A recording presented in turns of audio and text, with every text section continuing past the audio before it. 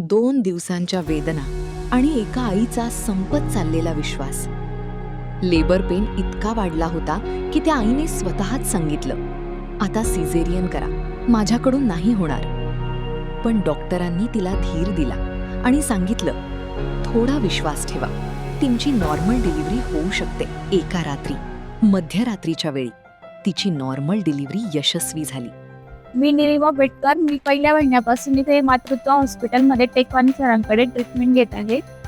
इतक्या कळत होत्या मला, मी होप सोडून दिला होता की मी नॉर्मल डिलिव्हरी होऊ शकत नाही. मी लास्टला डॉक्टरांना सांगितलं की माझी डिलिव्हरी ही सिझरच करा, पण डॉक्टर बोलले नाही, आपण नॉर्मल डिलिव्हरीचे प्रयत्न करू. डॉक्टरांनी मध्यरात्री येऊन माझी डिलिव्हरी ही नॉर्मलच केली. सगळे स्टाफनी पण खूप हेल्प केली. निलिमा माझी सून आहे.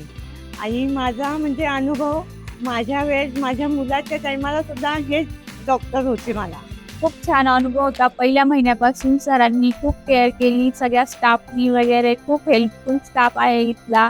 आणि सरांचा आता ॲक्सिडेंट झाला होता, तरी सुद्धा सर म्हटले तुम्हाला काही अडचण आली त्यावेळेस मी तुमच्याकडे हजर राहणार आहे. आणि काल तसंच झालं.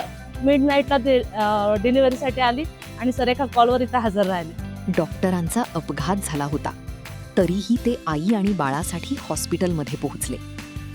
कारण काही नाती फक्त डॉक्टर आणि पेशंटची नसतात, ती विश्वासाची, जबाबदारीची आणि माणुसकीची असतात.